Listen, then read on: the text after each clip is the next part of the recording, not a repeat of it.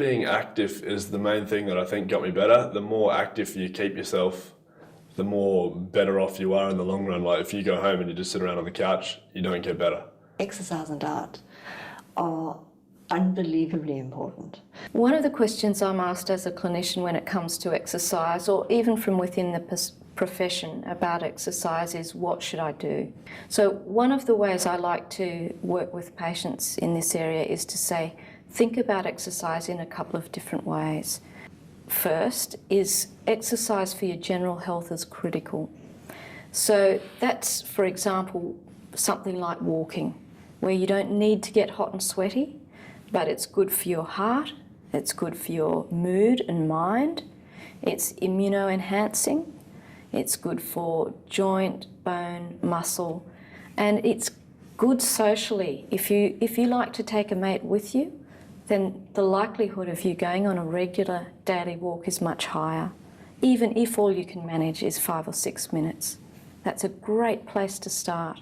What I did is I got a few of my mates and I said, I'm going to start going to Jacob's Ladder, which is a big staircase down in Kings Park. And we started going there twice a week, and I did that probably solid for six months. We're going every Wednesday, every Sunday. And as well as just doing like exercise as well on top of that, but that was just a solid thing. Every Wednesday and every Sunday was Jacob's Ladder Day, and we went and did it. We started off low, and then we started building up. Like, you can't jump in and go full throttle and think you're going to get better, you're only going to make it worse. But if you go in and you just like, set yourself a goal, go up and down 3 times, and then once you start doing that a couple of times, build it up to 4, up to 5, and then you just keep going and see where you end up at. But it's no point pushing yourself to the limit where you're going to hurt yourself. Just build up gradually. We bang on about this idea of being more active and doing exercise, and that's not just because exercise is good for our heart and our physical health, but it actually helps to lift our mood as well. I walk. I know that walking's really quite painful, especially on the pavement. If you can walk on grass, so much better. But I do walk every day and walk along the beachfront because it's wonderful. The ocean's crashing, the wind's in your hair. There's nothing better than getting a good sea breeze up for attitude. I mean, how can you be miserable when you're down there at the beach looking at the ocean and feeling the wind and doing some exercise? Yes, you don't have to walk fast. No, you don't have to walk far. You just have to do some walking. The second type of exercise that I like to discuss with patients is the importance of movement, and that really relates to stretching. I was always saying, how can I exercise this back when the muscles don't release? If the muscles don't release, then how can they strengthen? Overactivity of muscles is interesting. If we think about a simple example here, if I take a glass of water and hold it out by my side like this for maybe 5 minutes, then the muscles are able to cope with that quite well. But if I've got to hold that for perhaps half an hour or 3 hours, then the muscles get very overworked, very tired. Quite often there'll be pain associated with that, and that's certainly not what we want to be happening. Stretching and relaxed breathing down into your tummy tends to generate a well-being and suppleness within the body that allows you to move more normally. And unfortunately, when you have pain, quite often the tendency is to overactivate muscles in some cases, and that's actually very counterproductive.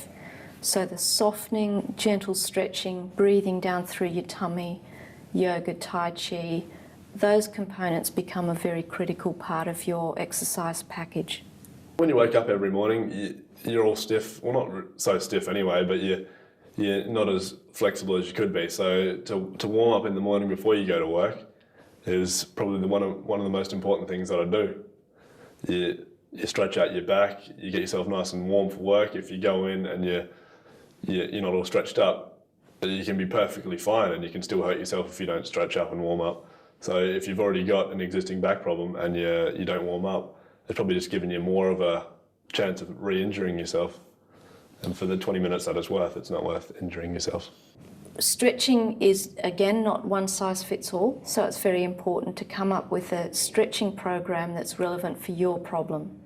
If you have rheumatoid arthritis, what you might need with splinting and stretching is very different from someone who has osteoarthritis.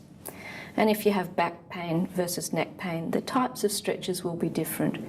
So in that regard, so it's specific for your condition, it's really valuable to get health professional input in that area. And then I mentioned that there was a third type of exercise that's important, and that's really specific exercise for your problem. So for example, if you're a high level athlete, the type of exercise you might need after you've injured your knee is going to be very specific for the type of function and demands that you require. In comparison, if it's perhaps low back pain and your job's requiring you to sit for prolonged periods, and perhaps you haven't got very good strength around that tummy region or down through your legs and buttocks, then it would be really important for us to help you learn how you can recondition those muscles to do the job they should be doing. And that's important because it usually means that it reduces the stress and strain on the body and allows you to move more normally.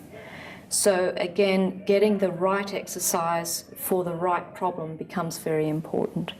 It's a big thing to go from being fully active and being able to do whatever you want to being like laying in a bed, not being able to do anything. It's depressing, but the main thing you've got to think of is no one else is going to fix your own back for you. Like, you've got to do it yourself. You can get a guideline, your physio will help you out, and you can do a bit of gym work there and whatnot, but in the end, what's 2 hours a week doing workouts when you're going to go home and just lay around and do nothing? You've got to get up and you've got to do it for yourself.